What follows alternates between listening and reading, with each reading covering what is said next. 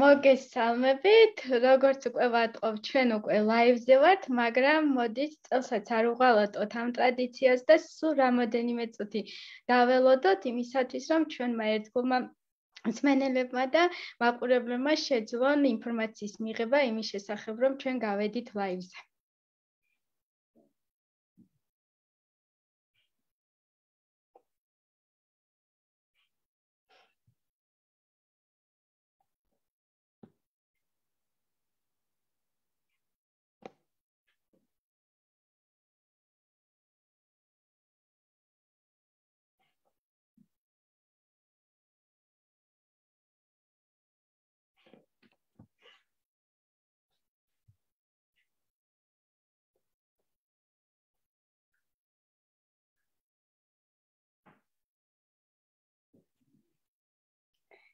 მე მგონი უკვე დროა რომ დავიწყოთ და ნელ-ნელა უკვე შემოგვიერთდებიან ჩვენი ერთგული მსმენელები და მაყურებლები. დღევანდელი ჩვენი გადაცემის თემა არის შშმ-პირთა დამოუკიდებელი ცხოვრება და დეინსტიტუციალიზაცია. სანამ უშუალოდ ამ თემაზე გადავალთ, შეგახსენებთ, რომ ჩვენი ლაივები წელსაც ისევ გრძელდება, რომელიც მშობლის წკვრის მიერ ხორციელდება მაკ ჯორჯიას მხარდაჭერით და ამ ლაივების მიზანს წარმოადგენს საზოგადოებისათვის, მშობლებისათვის ისეთი თემების შესახებ ინფორმაციის მიწოდება, როგორიცაა შეზღუდული შესაძლებლობის მქონე პირთა უფლებები და სხვადასხვა საკითხები ამ თემასთან დაკავშირებით. მე კი მისი მოდერატორი მარიკო კობახიძე ვარ და ტრადიციულად ერთი წლის განმავლობაში ყოველთვე შემოგთავაზებთ სხვადასხვა თემებს, რომელიც იმედია თქვენთვის საინტერესო იქნება. დღევანდელი თემა კი, როგორც უკვე აღნიშნე, არის შშმ-პირების დამოუკიდებელი ცხოვრება და დეინსტიტუციალიზაცია, ვინაიდან და რადგანაც შშმ-პირების დამოუკიდებლობა და მათი საზოგადოებრივ ცხოვრებაში ჩართვა ერთ-ერთი ყველაზე პრობლემური საკითხია და დამოუკიდებელი ცხოვრების უფლებას ეხება გაეროს შეზღუდული შესაძლებლობის მქონე პირთა უფლებების დაცვის კონვენცია, რომელიც როგორც ხშირად ვთქვამრობ, რომ ეს არის ჩვენთვის შეზღუდული შესაძლებლობის მქონე პირებისათვის ერთ-ერთი მთავარი დოკუმენტი და ჩვენ მას, ასე ვთქვათ, ჩვენს ბიბლიასაც ვეძახით.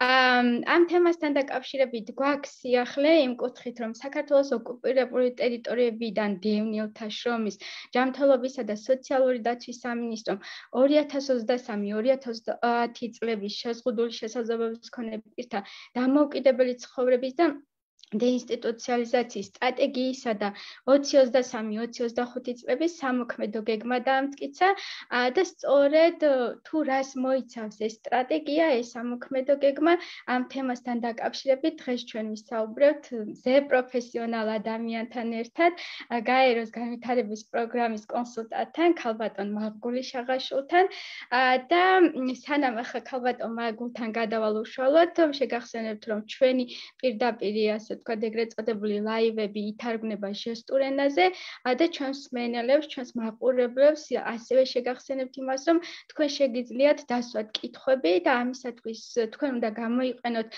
კომენტარის ველი, სადაც დასვათ კითხვებს და ამ კითხვებს ჩვენ გავაჟღერებთ და შესაბამისად ვუპასუხებთ ჩვენ სტუმართან ერთად. ქალბატონო მაღგული, კიდევ ერთხელ უღრმესი მადლობა იმისათვის, რომ მიუხედავად თქვენი, ასე ვთქვათ, ზეგადატვირთული გრაფიკისა, მაინც მოახერხეთ და დაგვთანხმდით და დღეს ხართ ჩვენი პირდაპირი ეთერის სტუმარი და ვისაუბრებთ ისეთ საინტერესო თემაზე, როგორიცაა ეს სამოქმედო გეგმა და სტრატეგია და პირველ რიგში დავიწყოთ იმით, რომ განვუმარტოთ ჩვენს მსმენელებს, ჩვენს მაყურებლებს, თუ რას მოიცავს შშმ-პირთა დამოუკიდებელი ცხოვრება. მოგესალმებით მარიკო, ძალიან დიდი მადლობა ასეთი წარდგენისთვის, თუმცა დავსწენ იმას, რომ მე გახდით ერთ-ერთი წევრი იმ სამუშაო ჯგუფისა, რომელიც მუშაობდა ამ ძალიან მნიშვნელოვან დოკუმენტზე და სამოქმედო გეგმაზე და აქვე მინდა ჯგუფს, რომელზეც მოგვიანებით ვისაუბრეთ, დიდი მადლობა გადაუხადო, უღრმესი მადლობა თქვენ ამ საკითხით დაინტერესებას ვერ ვიტყოდი, იმიტომ რომ ვიცი, რომ ყოველთვის დაინტერესებული გრძანდებით და ამ ძალიან მნიშვნელოვანი და აქტუალური საკითხი არის, სასიხარულო ამბავია ის, რომ სტრატეგია და სამოქმედო გეგმა დამტკიცდა და ვამბობთ იმას, რომ ეხლა უკვე გადავდივართ იმ კონკრეტულ საქმეზე, რასაც მოიცავს ეს ორივე საქმის აღსრულებაზე, ეს ორივე დოკუმენტი.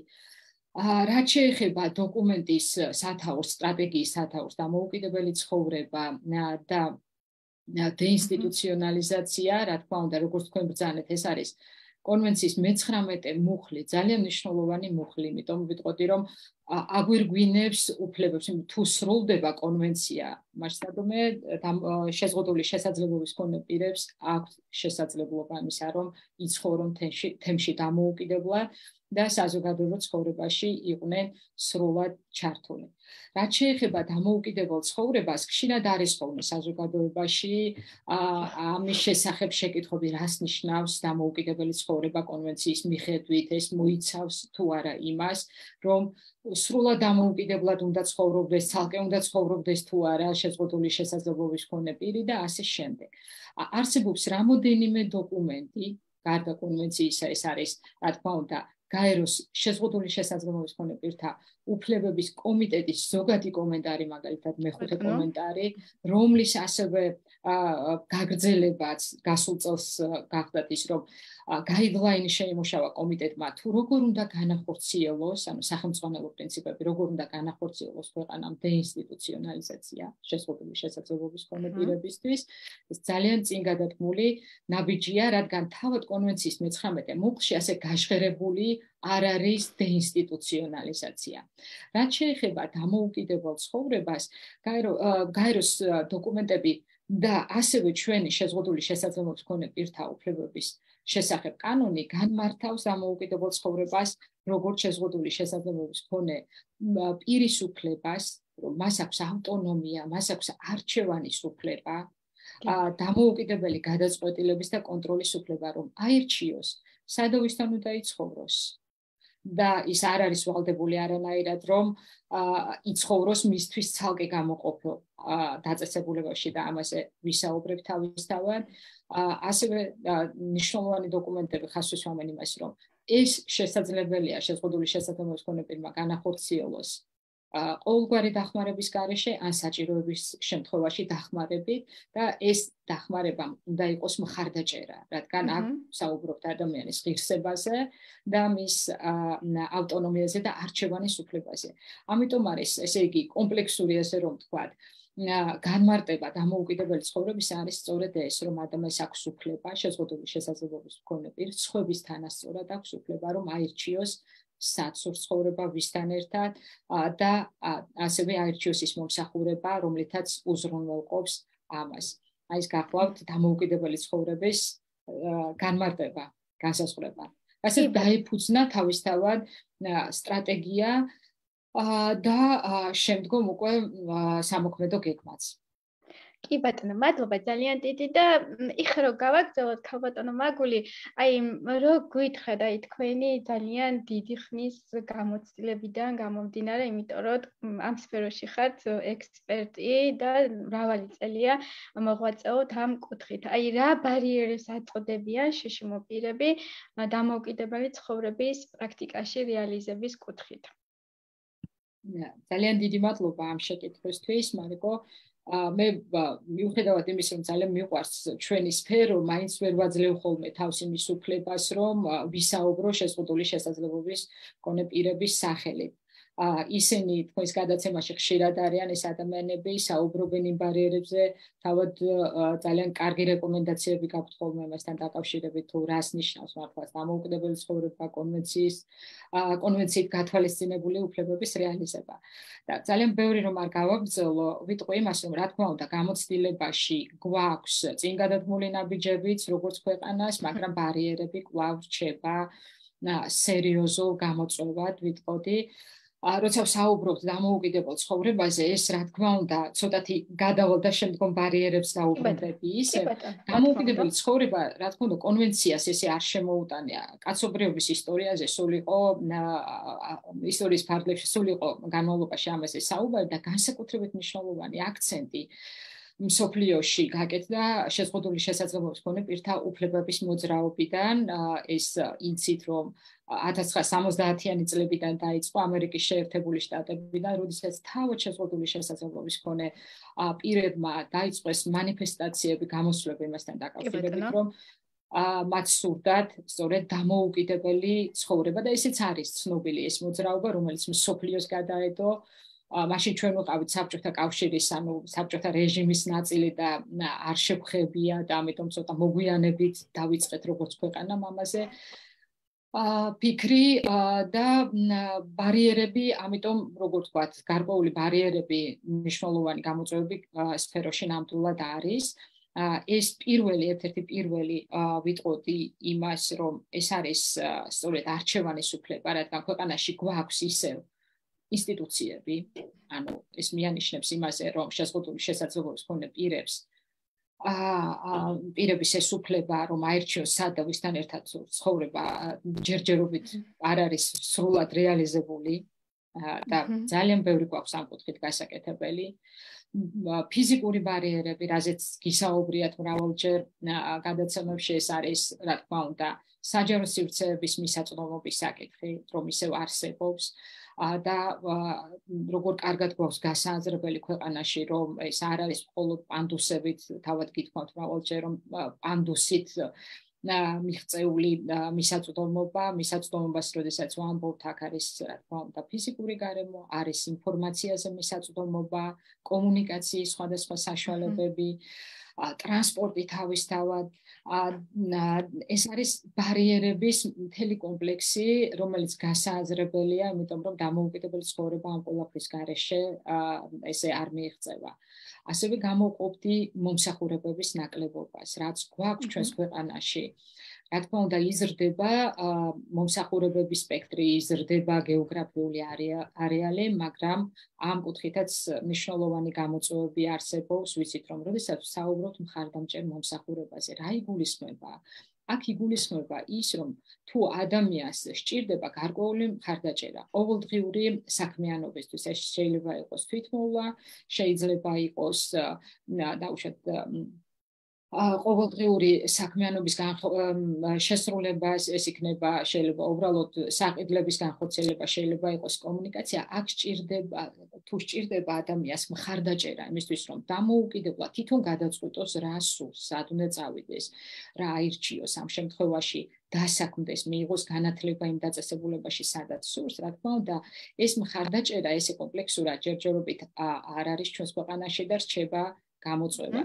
მხარდამჭერ მომსახურებებს, ანუ რასაც ვეძახით და ცვლით კონვენციამ, რაზეც მინდოდა კიდევ გამამახვილებუნა ყურადღება, კონვენციამ ასევე შეცვალა მომსახურებების ფორმატიც და შემოიტანა მხარდამჭერი მომსახურებების, ასე რომ ვთქვათ, განმარტება, იმიტომ რომ ეს არ არის დახმარება და თუ კი ვცვლით ფილოსოფიას, თუ კი ვცვლით პარადიგმას, მაშინ სწორი ტერმინებიც უნდა ჩამოვაყალიბოთ. და ეს ეხება პერსონალურ ასისტენტსაც, ხო? იმიტომ რომ სამწუხაროდ ჯერ კიდევ არის ის პრაქტიკა, რომ თან ისეთ გარემოში იყენებენ ისეთ ტერმინს, როგორიცაა მომვლელი, ხო? და ამასაც ეხება ეს ცვლილება ალბათ, ხო? ქალბატონო მაგული. აბსოლუტურად დიდი მადლობა სწორი აქცენტისთვის. თავად მე-19 მუხლი მიუთითებს იმაზე და გამოყოფს ასევე გაერო სხვა დოკუმენტებიც მიუთითებენ, რომ დამოუკიდებელი ცხოვრების ერთ-ერთი მნიშვნელოვანი და საჭირო ნაწილი სწორედ ეს არის პერსონალური ასისტენტის მომსახურება. და რაც არის მნიშვნელოვანი, მიუთითებს იმას, რომ პერსონალური ასისტირება არანაირად არ ნიშნავს იმას, რომ პერსონალურმა ასისტენტმა უთხრა შეზღუდული შესაძლებლობის მქონე პირს, თუ რა უნდა გააკეთოს. ეს არ არის მისთვის კონსულტანტი, არ არის დაუშვათ რეაბილიტაციის მომსახურების სპეციალისტი, ეს არის ადამიანი, რომელიც უწევს მხარდაჭერას შეზღუდული შესაძლებლობის მქონე პირს და რა თქმა უნდა, სწორედ ამ მომსახურებას ახორციელებს მისი მითითებების და მისი ინტერესის და ნების მიხედვით. როგორც ვიცით, რადგან დამისვით შეკითხვა ვიტყვი იმასაც, რომ სახელმწიფო ამ კუთხით შეიმუშავა სტანდარტები, ეს სტანდარტები დამტკიცდა გასულ წელს და შეზღუდული შესაძლებლობის მქონე პირთა უფლებების მიხედვით პერსონალური ასისტენტის მომსახურება უნდა დაიწყონ მუნიციპალიტეტებმა 2025 წლიდან, თუმცა წელს განხორციელდება ძალიან კარგი ცვლილება და სამინისტრო სოციალური დაცვის სამინისტროდ მოვიხსენებ ჯანდაცვის სამინისტროს, იმიტომ რომ ხშირად ესე ვცვლით ხოლმე და ამ კონტექსტში მით უმეტეს ვიტყოდი, რომ სოციალური დაცვის სამინისტრო მიიღო გადაწყვეტილება, რომ წელს დაიწყოს ორი ისეთი კარგი მხარდამჭერი მომსახურების დაფინანსება, როგორც არის პერსონალური ასისტენტი, რა თქმა უნდა, ეს არ იქნება ფართო მასშტაბით, მაგრამ იწყება ეს მომსახურება რამოდენიმე ქალაქში და ეს თავისთავად იქნება მისაწვდომი და უნდა გახდეს უკვე 2025 წლიდან უნდა გახდეს, რა თქმა უნდა, უფრო მასშტაბური, იმიტომ რომ პერსონალური ასისტირების გარეშე შეუძლებელი არის ვისაუბროთ სრულყოფილ დამოუკიდებელ ცხოვრებაზე, დიახ. და თუ დაუბრუნდეთ, ასევე მეორე მომსახურება ვახსენე, ეს გახლავთ სწორედ შინმოვლა და ნახეთ როგორ თქვენ თქვით რომ მოვლელია თუ ამიტომ კარგად მოვლელი არა პერსონალური ასისტენტი არის აბსოლუტურად განსხვავებული თუ ადამიანს ესაჭიროება იქნება ბავშვი თუ სრულწლოვანი პირი თუ ესაჭიროება მოვლა მაშინ ეს შინმოვლის პროგრამა რა თქმა უნდა მისაწვდომი იქნება და შესაძლებელია მოხდეს ორივე მომსახურების მიწოდება საჭიროების შემთხვევაში და ერთმა არანაირად არ უნდა ჩაანაცვლოს ასე რომ ვთქვათ მეორე სრულად და ვიცით რომ სტანდარტები ამ კუთხითაც მუშავდება, გახდეს მისაწვდომი, თუმცა თუ საუბრობთ დამოუკიდებელ ცხოვრებაზე, აქ პერსონალური ასისტენტის როლი შეუცვლელი არის, რომ სწორედ ერთ-ერთი მნიშვნელოვანი საშუალებაა იმისთვის, რომ ადამიანმა მიიღოს საზოგადოებრივ ცხოვრებაში მონაწილეობა სრულად. კი ბატონო. ქალბატონო მაგული, თქვენ ახსენეთ ინსტიტუციური დაწესებულებები. აი ძალიან მოკლედ რო გითხრათ, ინსტიტუციური დაწესებულება რას გულისხმობს და რა სახის დაწესებულებები გვაქვს სამწუხაროდ ჯერ კიდევ საქართველოში? კი ბატონო. ინსტიტუცია მარიკო აი ესე რომ იყოს განმარტებული მაგალითად რომ ზომის მიხედვით რომ ინსტიტუცია არის დაუშვათ 25 ადამიანისგან შემდგარი ან 50 ან 100 ადამიანისგან შემდგარი არც ერთ დოკუმენტში ესე არ გვაქვს და გაეროც გამოყოფს უფრო ატრიბუტებს მახასიათებლებს იმისა თუ რას ნიშნავს ინსტიტუცია და ინსტიტუციური ზრუნვა მაგალითად იგივე მეხუთე კომენტარი ვახსენე ხო გაეროს კომიტეტის აღნიშნავს რომ ინსტიტუციური ზრუნვა შეიძლება ბიოლოგიურ ოჯახშიც კი იყოს თუ კი ადამიანს და რას ნიშნავს ეს ყველაფერი თუ შეზღუდული შესაძლებლობის მქონე პირი არის იზოლირებული საზოგადოებიდან ხო ხო ახასიათებ ინსტიტუციას თუ და არ არის გათვალისწინებული მისი ინტერესები მისი უფლებები არამედ რუტინა არის უპირატესი დაწესებულების რუტინა, ანუ ჩვენ ესეთი წესები გვაქვს, როცა ვამბობთ დაწესებულებაში და ვერ ვიაზრებთ ინდივიდუალურ საჭიროებებს, უფლებებს, თუ კი ადამიანს არ აქვს უფლება იცხოვროს მისთვის მისაღებ ადამიანებთან, მისთვის საყვარელ ადამიანებთან ერთად, ხო? თუ ინაწილებენ, გაერო გვეუბნება იმასაც, რომ თუ ადამიანები ინაწილებენ პერსონალურ ასისტენტებს ამ შემთხვევაში.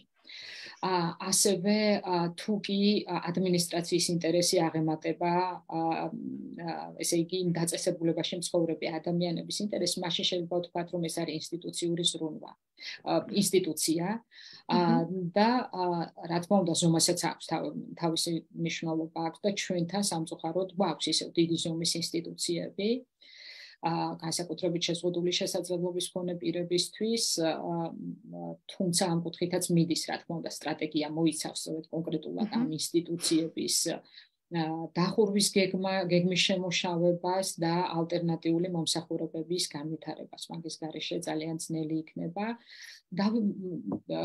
დავამატებდი მარიკო იმასაც, რომ ინსტიტუცია ეს არის, რა თქმა უნდა, ადამიანის უფლების დარღვევა და შეზღუდული შესაძლებლობის მქონე პირები რომ ცხოვრობენ დღესდღეობით ინსტიტუციაში, რა თქმა უნდა, მათი უფლებები ირღვევა.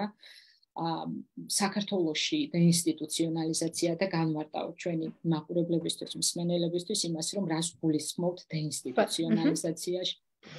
დეინსტიტუციონალიზაცია არის აი სწორედ პროცესი იმისა, რომ მოხდეს ასეთი ინსტიტუციების დახურვა და თემზე ორიენტირებული მომსახურებების შეთავაზება იქ მცხოვრები ადამიანებისთვის. თუმცა გაერო ასევე გვეუბნება, რომ დეინსტიტუციონალიზაცია პრევენციის გარეშე და რას ნიშნავს პრევენცია, რომ როგორ არ შევიდეს ადამიანი დიდ ინსტიტუციაში, როგორ არ უნდა მოხდეს, ან როგორ მოხდეს იმის პრევენცია, რომ არ შევიდნენ, ამის გარეშე შეუძლებელია, რომ მხოლოდ ვიზრუნოთ იმაზე, რომ დაიხუროს ინსტიტუციები და გაჩნდეს ალტერნატიული მომსახურებები. ეს არ იქნება კარგი და ალბათ ამაზე მოგვიანებით ვისაუბრებთ, ამიტომ უნდა ვიფიქროთ იმაზეც, რომ როგორ არ შევიდნენ ადამიანები, როგორ არ გახდეს საჭირო, რომ ადამიანები შევიდნენ ინსტიტუციებში კი არა მთლიან სახელმწიფო ზრუნვაში და ამაზე მოგვიანებით ვისაუბრებთ და მინდოდა ასევე დავემატებინა ისაც, რომ ინსტიტუციები საბჭოთა კავშირის დროიდან მოდის, მსოფლიოში იყო ესე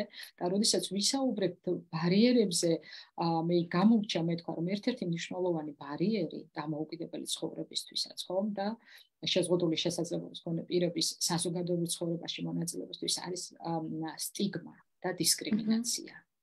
და შეზღუდული შესაძლებლობის სფეროში ეს ძალიან, ასე რომ ვთქვა, ერთ-ერთი მნიშვნელოვანი გამომწვევი იყო შეზღუდული შესაძლებლობის მქონე პირთა ინსტიტუციონალიზაციის, ანუ ინსტიტუციაში მოხვედრის. როდესაც საქართველოში დავიწყეთ დეინსტიტუციონალიზაცია, ის გახდათ ჯერ კიდევ 90-იანი წლების ბოლოს ბავშვთა სფეროში დაიწყო, იმიტომ რომ ძალიან ბევრი ბავშვთა ასეთი დაწესებულება გაჩნდა 90-იან წლებში. შეზღუდული შესაძლებლობის მქონე ბავშვებისთვის, არაშეზღუდული შესაძლებლობის მქონე ბავშვებისთვის და რა თქმა უნდა, გაეროს ეს არის ბავშვის უფლებათა ესე იგი ორგანიზაცია UNICEF-მა, ესე ვახსენებთ ხოლმე, იცით ხომ, UNICEF-ი აქტიურად საქმიანობს სწორედ ბავშვთა დეინსტიტუციონალიზაციის ხელშეწყობის კუთხით, დაიწყო მთავრობასთან, საქართველოს მთავრობასთან ამაზე მუშაობა და როდესაც ჩატარდა კვლევები, მე კარგად მახსოვს, იმ დროიდან, ანუ ვიყავ ერთ-ერთი გახდით, ვინც ველზე მუშაობდით, როგორც სოციალური მუშაკები, მახსოვს ის, რომ რა იყო განმაპირობებელი შეზღუდული შესაძლებლობის მქონე ბავშვების ინსტიტუციაში მოხვედრის. თუ სხვა ბავშვებთან დაკავშირებით ეს განპირობებული იყო მეტწილად ოჯახის ეკონომიური მდგომარეობით, ასევე ეკონომიკური მდგომარეობით, რომ უმუშევრობა გაიზარდა 90-იანი წლები გვახსოვს. შეზღუდული შესაძლებლობის მქონე ბავშვებთან დაკავშირებით ერთ-ერთი მნიშვნელოვანი იყო სტიგმა და ის მომენტი, როდესაც იბადებოდა ბავშვი შეზღუდული შესაძლებლობით, ჯანდაცვის სისტემაშიც ხდებოდა, ასე რომ თქვა, წახალისება იმისა, რომ ანუ ოჯახს უარი ეთქვა და მიეტოვებინა ბავშვი, ანუ გადაეყვანათ ინსტიტუციაში. ეს არ არის მხოლოდ საქართველოს გამოცდილება, ეს არის მსოფლიოს ცუდი გამოცდილება, ძალიან ცუდი გამოცდილება, უბრალოდ ჩვენ ძალიან გვიან შევუერთდით ამ ყველაფერს და ეხლა შეიძლება იყოს თითოეულ ასეთი შემთხვევა სამწუხაროდ. აი ეს პირველი რაც არის, რომ სტიგმა აუცილებლად ინსტიტუციურად უნდა აღმოიფხრას ის, რომ სწორი მიმართულება მიეცეს მშობლის დაკვალიანებას, ოჯახის კონსულტირებას, რომ არ მიიღონ სტარი გადაწყვეტილება და შესაბამისი მხარდაჭერა აღმოუჩნდეთ. ამიტომ, როდესაც ვსაუბრობთ ინსტიტუციებზე, რა თქმა უნდა, ეს არის ჩვენი არასასურველი წარსული და ესეთი ინსტიტუციები არსებობდა მრავალი წელი, ამიტომ როცა ვსაუბრობთ ესეთ ინსტიტუციებზე, ხა ყოველთვის ვამბობ, რომ სასიხარულო ფაქტია, რომ დაიხურა სახელმწიფოს ასე რომ ვთქვათ, მართლობის ქვეშ არსებული ბოლო ორი ინსტიტუცია ბავშვების, ეს იყო ჩვეულ ბავშვთა სახლი და კოჯრის ბავშვთა სახლი დაიხურა და რა თქმა უნდა, ეხლა მნიშვნელოვანი არის, რომ არ მოხდეს ასევე ბავშვების მიტოვება და ოჯახების დროული მხარდაჭერა აღმოუჩინოს სახელმწიფო. ეს არის ძალიან მნიშვნელოვანი. ამიტომ ესეთი ინსტიტუციები ბავშვებისთვის არ არის, თუმცა არსებობენ, არ მაქვს ზუსტი მონაცემები, მაგრამ სმენია, რომ რელიგიური ტიპის დაწესებულებებში ბავშვებისთვის, რომელიც სასურველია, ასევე რა თქმა უნდა, რომ არ არსებობდეს, შესაძლოა იყვნენ ბავშვების შეზღუდული შესაძლებლობით. მე არ მაქვს ამ ეტაპზე ესეთი ინფორმაცია არ არის მისაწვდომი და ამიტომ ვერ გაგიზიარებ.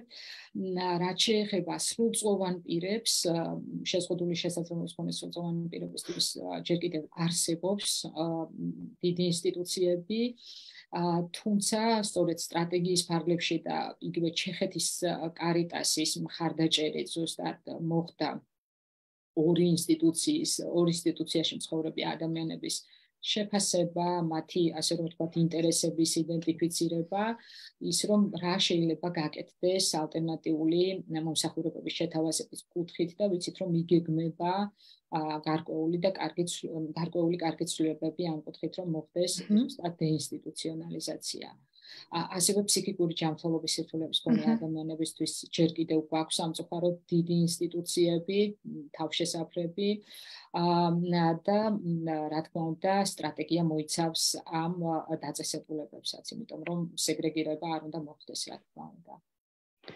კი ბატონო, ქალბატონო მაგული თქვენ სტრატეგია ახსენეთ და მოდით ახლა ამ თემას შევეხოთ, როგორც უკვე აღნიშნეთ შესავალში და ამ Facebook Live-ის მთავარი თემაც ეგ არის, რომ ჯანდაცვის სამინისტრომ დაამტკიცა შიშიმოპირთა დამოუკიდებელი ცხოვრებისა და დეინსტიტუციალიზაციის სტრატეგია და მისი სამოქმედო გეგმა და ეხლა გთხოვთ, რომ დეტალურად გითხრათ, მოგვიყვეთ ამ დოკუმენტის შესახებ, რას მოიცავს ის და რა მიზნით შეიქმნა და ასე შემდეგ.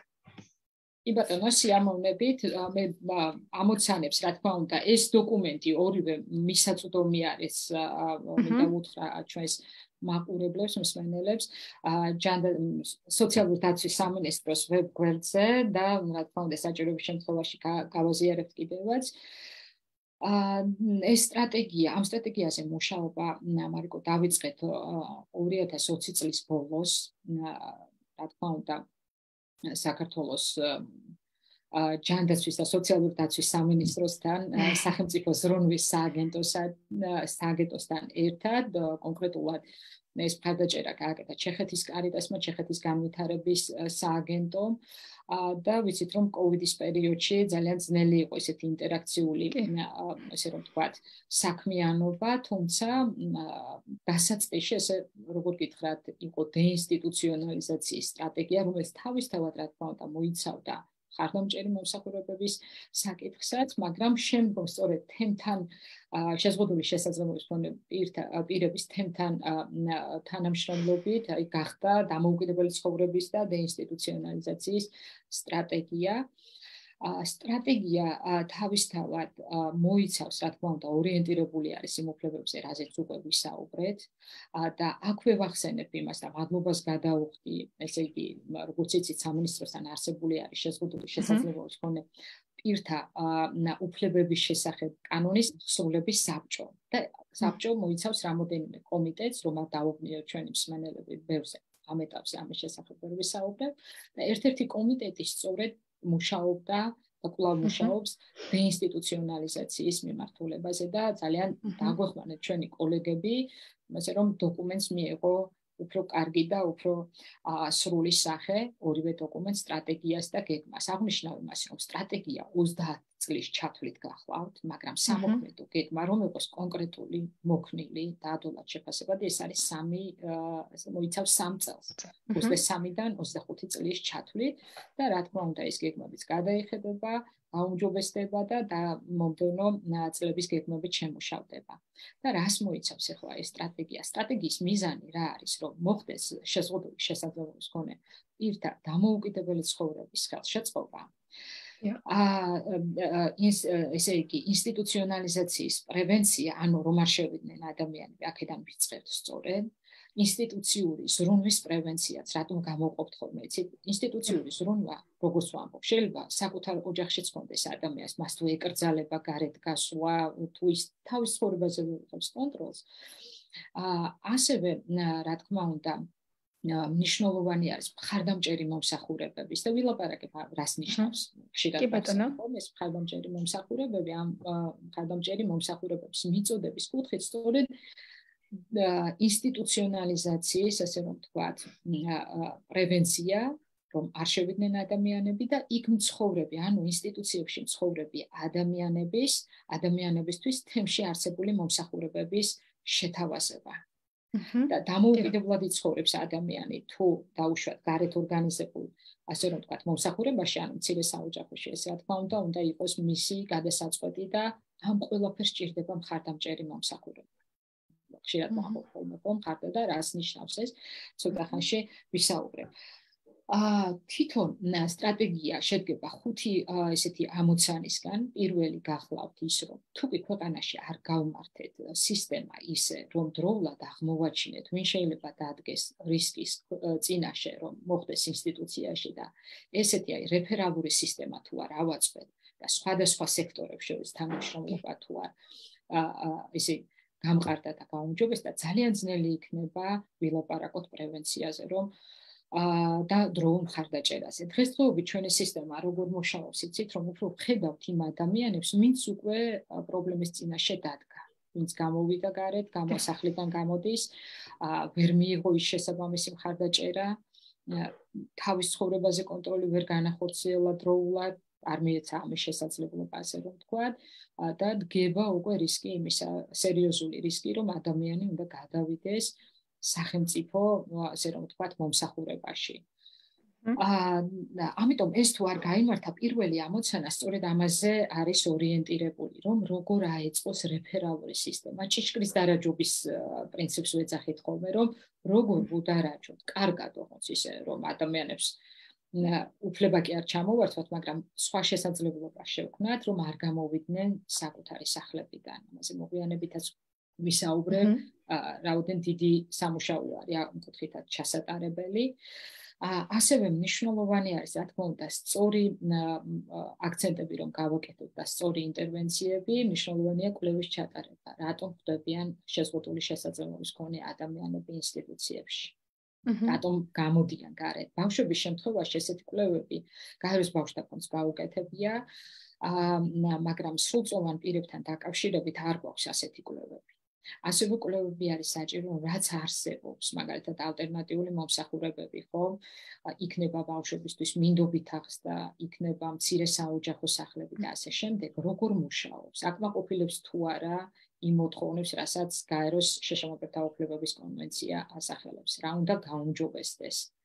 და ასე შემდეგ. ამიტომ კვლევების გარეშე ძალიან ძნელი არის, რომ სწორად წარმართოთ. ხშირად ვაკეთებთ ხოლმე რაღაც საქმიანობას და მე აღმოვაჩენთ, რომ საჭიროებებთან ცოტა აცდენაში ვართ. ამიტომ მნიშვნელოვანი არის, რომ კვლევები ეს პირველი ამოცანა გულისხმობს იმას, რომ სისტემა აეწყოს, ჩარჩო გაიმართოს იმისა, როგორ უნდა ვიმოქმედოთ სწორად.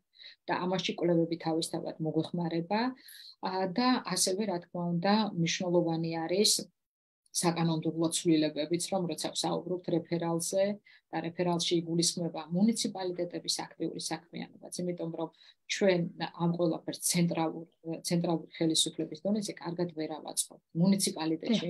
მუნიციპალიტეტის, ასე რომ ვთქვათ, ადგილობრივმა თვითმმართველობამ იცის კარგად რა საჭიროებები აქვთ მათ ფარგლებში მცხოვრებ შეზღუდული შესაძლებლობის მქონე პირებს, ხო? აი როგორ უნდა ავაწყოთ, ასე რომ ვთქვათ, ვერტიკალზე ადგილობრივ თვითმმართველობასა და ცენტრალურ ხელისუფლებას შორის თანამშრომლობა, როგორი უნდა იყოს თითოეული სექტორის, ჯანდაცვის, სოციალური დაცვის, განათლების, დასაქმების თანამშრომლობა, მეგობრებო, მუნიციპალიტეტის დონეზე და ცენტრალური ხელისუფლების დონეზე, ისე რომ დროულად აღმოვაჩინოთ ისეთი შემთხვევები, სადაც შეიძლება დადგეს რისკი ინსტიტუციონალიზაციის, მომსახურებების მიწოდება, იმიტომ რისკი შეიძლება აღმოვაჩინოს, მაგრამ ხარდამჭერი მომსახურებები თუ არ იყო, ადამიანები მაინც დარგებიან ამ რისკის წინაშე. ასევე მნიშვნელოვანი არის, რა თქმა უნდა, სწორედ შემთხვევის მართვის პრინციპის დამკვიდრება. ვინ უნდა მიაწოდოს ეს ყველაფერი ხო ადამიანებს. საჭიროები ყველა შეზღუდული შესაძლებლობის მქონე პირი, რა თქმა უნდა, არ საჭიროებს შემთხვევის მართვას ამ ტიპის მხარდაჭერას, მაგრამ იქ სადაც საჭიროა რესურსების მობილიზების კუთხით, ხო? ესეთი სისტემაც უნდა დამკვიდრდეს და ეს მიეხმარება არა მხოლოდ დეინსტიტუციონალიზაციას, არამედ ასე რომ ვთქვათ, შეზღუდული შესაძლებლობის მქონე პირთა უფლებების, სხვა უფლებების რეალიზებასაც. მეორე მნიშვნელოვანი, რაზეც ვილაპარაკე, მხარდამჭერ მომსახურებებზე უნდა იყოს მისაწვდომი, ამ სტრატეგიის ფარგლებში გათვალისწინებული გვაქვს, რომ იგივე კომიტეტი, რომელიც ვახსენე, რომელიც მუშაობს დეინსტიტუციონალიზაციის საკითხებზე, რა თქმა უნდა, თემთან კონსულტაციით, შეზღუდული შესაძლებლობის მქონე პირთა გულისხმობ, შეიმუშავებს რეკომენდაციებს, რომ რა სახის მხარდამჭერი მომსახურებები უნდა გაუმჯობესდეს და მივედი აქამდე, რომ რა არის ეს მხარდამჭერი მომსახურება, რასაც გვეუბნება გაერო, არის ყველა ის მომსახურება, რაც ეხმარება ადამიანს დამოუკიდებელ ცხოვრებისთვის და ცხოვრების, ესე რომ ვთქვათ, ხარისხის გაუმჯობესებაში. ეს შეიძლება იყოს დროული იდენტიფიცირება და დროული მხარდაჭერა, ადრეული ჩარევა გვაქვს, ხო? სხვადასხვა რეაბილიტაციის და აბილიტაციის სხვადასხვა მომსახურებები, პერსონალური ასისტენტი ყველა ვარიანტში.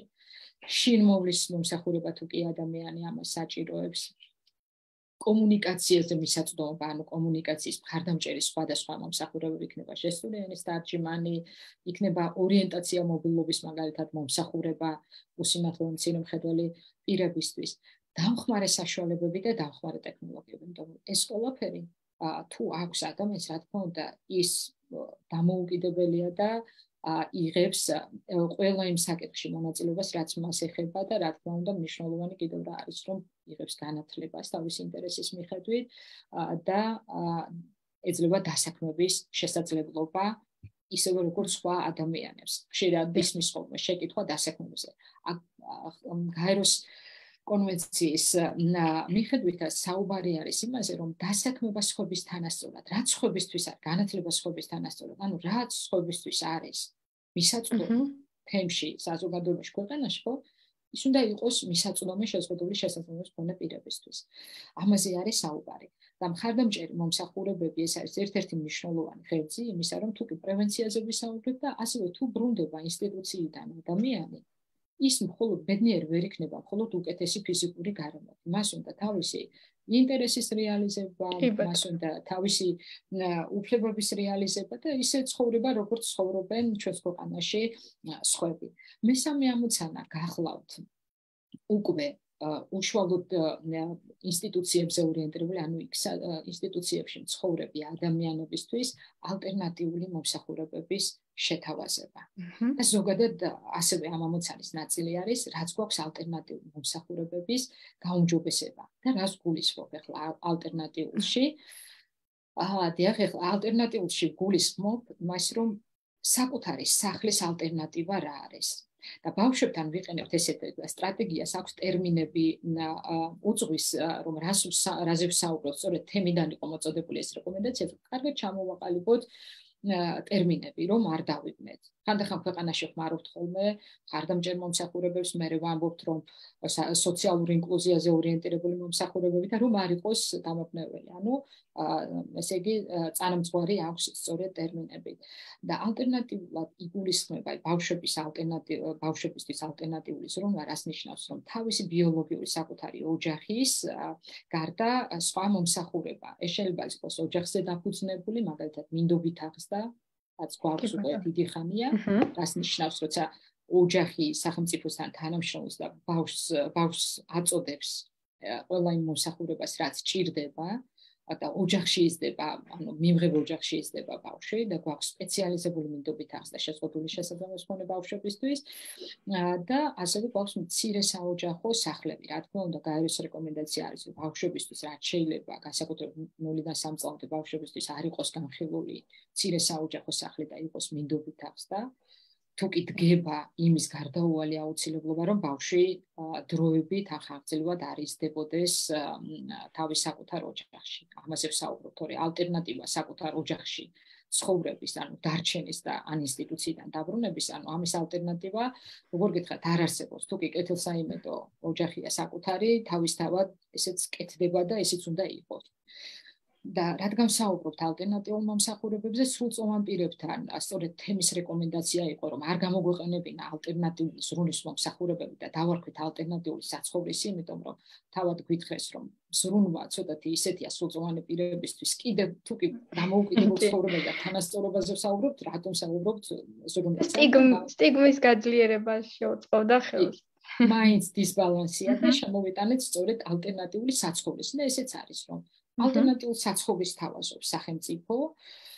დღესდღეობით რაც გვაქვს, ეს არის მცირე საოჯახო სახლები და მინდა აღვნიშნო ისაც, რომ საერთაშორისო გამოცდილებასთან მიმართებაში მოხდა, რა თქმა უნდა, ამის გაზიარებაც და თვითონ სტრატეგიასაც ახლავს ეს ნაწილი, რომ რომელი ქვეყნების, როცა ვსაუბრობთ განვითარებულ ქვეყნებზე, თავისთავად მოიაზრება ევროპული გამოცდილება და ჩრდილო ამერიკის, ანუ ამერიკის შეერთებული შტატების და კანადის გამოცდილება, თუმცა ასევე სიამაყედ დავსვენ, რომ ერთ-ერთი კარგი გამოცდილება მცირე საოჯახო სახლების არის ორგანიზაციის გამოცდილება, ორგანიზაცია ხელი ხელს არსებობს ასეთი ორგანიზაცია, რომლის მცირე საოჯახო სახლების, ასე რომ ვთქვათ, პრაქტიკა, ჯანმრთელობის მსოფლიო ორგანიზაციამ 2021 წელს აღიარა საუკეთესო გამოცდილება და ეს ძალიან კარგი ამბავია. მოკლედ, მესამე ამოცანა მოიცავს იმას, რომ როგორ გაუმჯობესდეს არსებული ესეთი ალტერნატიული ზრუნვის თუ ალტერნატიული საცხოვრისის მომსახურებები არსებული და შეიქმნას ახალი. და ეს ახალი, რა თქმა უნდა იყოს უფრო დამოუკიდებლობასთან მიახლოებული.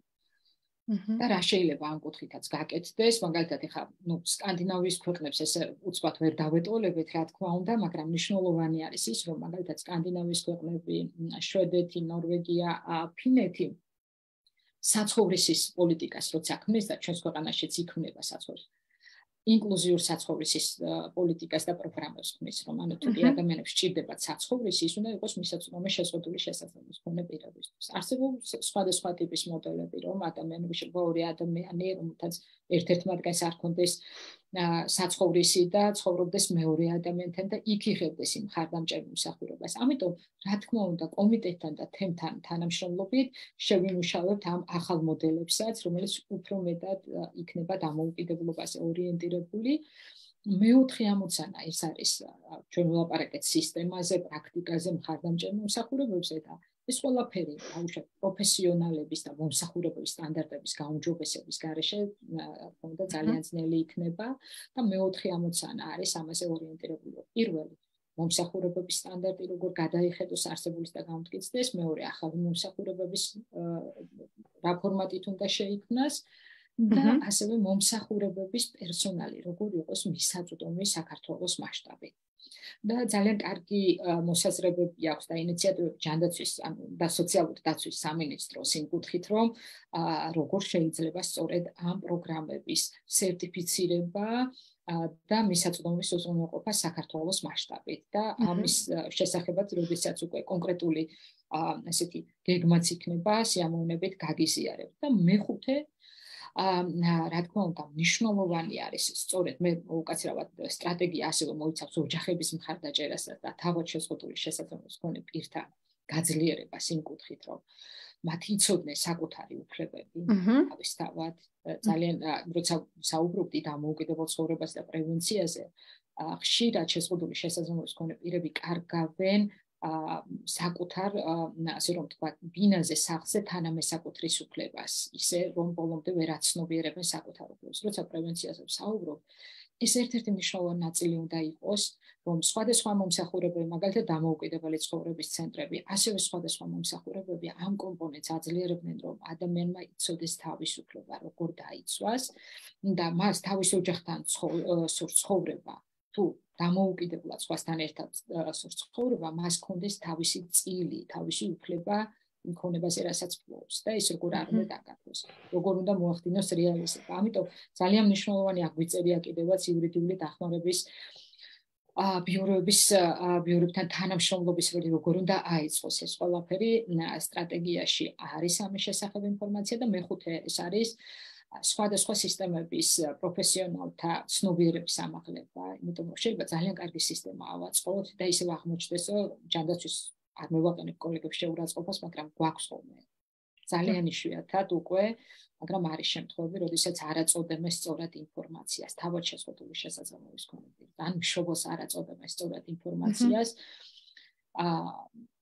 და შეიძლება ის იყოს ძალიან ცუდი ბიძგი სხვა ანუ ინსტიტუციონალიზაციასკენ, ამიტომ უნდა დავიცვათ ამისგან თავი და სწორედ მეხუთე ამოცანა ორიენტირებული არის პროფესიონალების განათლებაზე, საქმე და მოხდეს ამ ყველაფრის, ასე რომ ვთქვათ, ჩართვა განათლების პროგრამებში და რა თქმა უნდა მასმედიასთან თანამშრომლობაზე და ეს დღევანდელი შეხვედრაც ამით დავიწყე, რომ ერთ-ერთი ძალიან კარგი პლატფორმაა, რომ ვისაუბროთ, მივიღოთ შეკითხვები, რეკომენდაციები და შენიშვნები თავისთავად, ასე რომ რა უნდა გაუმჯობესდეს ამ კუთხით. მადლობა ქალბატონო მიმოხილვა გამომივიდა და არა რა საბოთ ძალიან საინტერესო იყო ქალბატონო მაგული ახლა როგორც მივხვდი პასუხისმგებელი უწყებები აქ არ მხოლოდ ჯანდაცვის სამინისტრო არამედ სხვადასხვა უწყებებიც იქნებიან ხო იმისათვის რომ ეს დაგეგმილი აქტივობები შესრულდეს მარტო ჯანდაცვას ვერ მოვთხოვთ ხო იცით როგორ არის რადგან ეს არის თვითონ სამინისტროს მიერ დამტკიცებული სტრატეგია რა თქმა უნდა ძირითადი პასუხისმგებლობა გადადის სამინისტროს ისე თავისთავად მაგრამ აუცილებლად პარტნიორული ასე რომ ვთქვათ თანამშრომლობა არსებობს კიდევაც და შედგება სხვა სამინისტროებთან ეს შეიძლება იყოს რა თქმა უნდა რეგიონული განვითარების და ინფრასტრუქტურის სამინისტრო განათლების სამინისტრო თავისთავად როდესაც ვისაუბრე მომსახურებების კადრის გაძლიერებაზე და მისაწვდომობაზე და მუნიციპალიტეტებთან თანამშრომლობა ძალიან მნიშვნელოვანი იქნება ამ კუთხით. დიახ, მაგრამ ვალდებულება ამ კუთხით, რა თქმა უნდა, ეკისრება სამინისტროს. კი ბატონო, მადლობა. და ქალბატონო მაგული, თქვენ ახსენეთ, რომ ეს კომიტეტთან აქტიური მუშაობის შედეგად შეიქმნა, რაც იმას გულისხმობს, რომ ამ დოკუმენტის შექმნაში ჩართულები იყვნენ თვითონ შეზღუდული შესაძლებლობის მქონე პირები, თემის წარმომადგენლები, აქტივისტები და ასე შემდეგ. აი, ცოტა ორიოდე სიტყვით რომ მოგვახსენოთ, აი ეს საბჭო და შემდეგ უკვე ეს კომიტეტი რას გულისხმობს, რას მოიცავს და ეს სამუშაო პროცესი რამდენ ხანს გაგრძელდა და რას მოიცავდა და კონსენსუსამდე როგორ მივედით. დიდი მადლობა. კი, ნამდვილად კარგი პლატფორმა იმ კუთხით, რომ მოხდეს ეს საბჭო შეიქმნა მინისტრის ბრძანებით 2021 წელს და საქმიანობა დავიწყეთ შარშან 22 წლის თებერვალში. მანამდე რა თქმა უნდა, ასევე სამუშაო ჯგუფი არსებობდა, იმიტომ რომ განვიხილავდით ამ დოკუმენტს, მაგრამ კომიტეტში მიიღო ძალიან კარგი ფორმა ამ თანამშრომლობა. თავისთავად არიან შეზღუდული შესაძლებლობის მქონე პირები, მომსახურების მიმწოდებლებიც არიან. ასევე იყო სახალხო დამცველის ოფისი ჩართული. არის გარკვეული საკითხები, ბოლომდე შეიძლება კონსენსუსი ვერ შედგა გარკვეულწილად, თუმცა ეს არ ნიშნავს იმას, რომ რაღაცეები კიდევ არ იქნება განხილული. ძალიან დიდი მადლობა მინდა იმ ადამიანებს უთხრა, იმდენად აქტიური პროცესი იყო, კომენტარების, რეკომენდაციების, შენიშვნების კუთხით და რა თქმა უნდა, ეს მხოლოდ არ იყო კომენტარების მოწოდება, იყო ჯგუფური შეხვედრები, აი როგორც გითხარით, ტერმინებთან დაკავშირებით, ხედვასთან დაკავშირებით რა უნდა გაძლიერდეს, იგივე ის რომ მოდელები, ანუ მცირე საოჯახო სახლებთან იყო რა თქმა უნდა სახლებზე აქცენტი რომ ქვეყანამ არ უნდა შექმნას ძალიან ბევრი მცირე საოჯახო სახლი რა თქმა უნდა და ის რომ პრევენციას ძალიან დიდი მნიშვნელობა აქვს ეს თავისთავად ყველა თანხმდები და ესეთი მუშაობა ვისურვებდით რა თქმა უნდა ეს არ იყო მხოლოდ კომიტეტის ფარგლებში ძალიან ბევრი შეხვედრა გაკეთდა მანამდე ვისაც უნდა ონლაინ პლატფორმები გვაძლევს ხოლმე ამის საშუალებას სახელმწიფო უწყება იყო უბრალოდ საინიციატივო ჯგუფი იყო თუ ასე შემდეგ ძალიან მნიშვნელოვანი არის ის რომ აი სწორედ მიგვეწოდებინა ეს ინფორმაცია რომ რას მოიცავდა ეს დოკუმენტი რაც შეეხება ამ საბჭოს ჩართული არიან ახლა სხვადასხვა ორგანიზაციები შეზღუდული შესაძლებლობის მქონე პირები უფლებადამცველები ვისურვებდით უფრო მეტი ადამიანის ჩართულობას თავისთავად იმიტომ რომ როცა რაღაც იკეტება ის არ უნდა ხდებოდეს მხოლოდ ერთი კომიტეტის ფარგლებში მიუხედავად იმისა რომ კარგი პლატფორმა არის და ყოველთვის ვთხოვთ ხოლმე კოლეგებს ვინც არიან წევრები რომ ინფორმაცია უფრო მეტად გავრცელონ და მივიღოთ მერე უკავშირი ამის შესახებ და ეს არის ერთ-ერთი კარგი პლატფორმა იმისთვის რომ მსჯელობა იყოს და დაიხოცოს ის სამუშაო პროცესი რომელიც ეხება უშუალოდ შეზღუდული შესაძლებლობის მქონე პირებს. კი ბატონო, ქალბატონო მაგული ჩვენ უკვე ბოლოსკენ მივდივართ და ერთი შეკითხვა დაისვა ჩვენი მსმენელების და მაყურებლის მხრიდან ანუ კითხვა არის შემდეგი, ვინ უნდა მიიღოს პერსონალურ ასისტენტის შემსრულებლად მონაწილეობა, ვისგანაც უნდა იქნეს პერსონალური ასისტენტის შერჩევა, მუნიციპალიტეტსა და არასამთავრობო ორგანიზაციების ჩართულობით და თუ ხდება გადამზადება, როგორ ხდება ეს გადამზადება პერსონალური ასისტენტის და ვისგან ხდება? ალბათ ამაზე იქნება ესეთი უფრო კარგი საინფორმაციო, ესე რომ ვთქვათ, შეხვედრები, რაც შეეხება თვითონ სტანდარტებს, ვიცით რომ არსებობს, ასევე მზადდება, ეხლა დავიწყებდი კადრების მომზადებიდან, იმიტომ რომ პერსონალურ ასისტენტებს ძალიან კარგი მომზადება სჭირდებათ იმისთვის, რომ სწორად მართონ, ანუ სწორად განახორციელონ მომსახურება და როგორც თქვენ ბრძანეთ, მარიკო დასაწყისში არ იყოს ანუ მოვლის ის ძირითადი ბაზისური პრინციპები, რაც არის ავტონომია, ადამიანის უფლებების და ღირსების პატივისცემა და ასე შემდეგ, ეს არ დაერქვას, ხო? და ასევე სპეციალიზებული პერსონალური ასისტირების კომპონენტიც არის, როცა ადამიანს უფრო მეტი სჭირდება და მეტი მხარდაჭერა სჭირდება. და როდესაც არის მძიმე სახის შეზღუდული შესაძლებლობა. ეს არის სტანდარტებში, თვითონ სტანდარტები მისაწვდომი არის მაცნეზეც და შეუძლიათ ჩვენს მსმენელებს და მაყურებლებს გაეცნონ ამ ინფორმაციას, რაც შეეხება პერსონალური ასისტენტის მომზადებას ამ კუთხით, სწორედ ხდება კომიტეტის ბარგლებში და ორგანიზაციის ან მხარდაჭერით ხდება ამ კურიკულუმის, ასე რომ ვთქვათ, მოსამზადებელი სატრენინგო პროგრამის შემუშავება, სხვადასხვა ორგანიზაციების გამოცდილებაც არის, იგივე ორგანიზაცია ხელს აქვს ასეთი პერსონალური ასისტენტის მომსახურების კარგი გამოცდილებაც. შედგება ეს კურიკულუმი, რომელსაც ანუ ჯანდაცვის სამინისტრო გეგმავს, რომ ეს იყოს სერტიფიცირებული და მისაწვდომი იყოს და რა თქმა უნდა, კარგი შეკითხვაა, ვინ უზრუნველყოფს ამ ეტაპზე 2025 წლიდან ამას განახორციელებენ მუნიციპალიტეტები თავისთავად, თუმცა არის კარგი ინიციატივებიც, მაგალითად ბათუმის მუნიციპალიტეტი მახსენდება, რომ უკვე დაიწყო ბათუმის დამოუკიდებელი ცხოვრების ცენტრთან თანამშრომლობა და პერსონალური ასისტენტის მომსახურების მიწოდება, თუმცა სახელმწიფოს პროგრამა ვახსენე დასაწყისში, რაც ამ წელს ცოტა მოგვიანებით დაიწყება და ამის შესახებ ინფორმაცია გაჟღერდება, რა თქმა უნდა, ეს იქნებიან ორგანიზაციები, რომლებიც უზრუნველყოფენ ამას, მაგრამ თავისთავად ეს მათ უნდა დააკმაყოფილონ ის მოთხოვნები, რაც სახელმწიფო პროგრამას ექნება და ასევე განხორციელდება მონიტორინგი ამ მომსახურებებზე თავისთავად, ისევე როგორც სხვა მომსახურებებზე. ძალიან მნიშვნელოვანი მომსახურებაა და ძალიან სწორად უნდა დაიწყოს.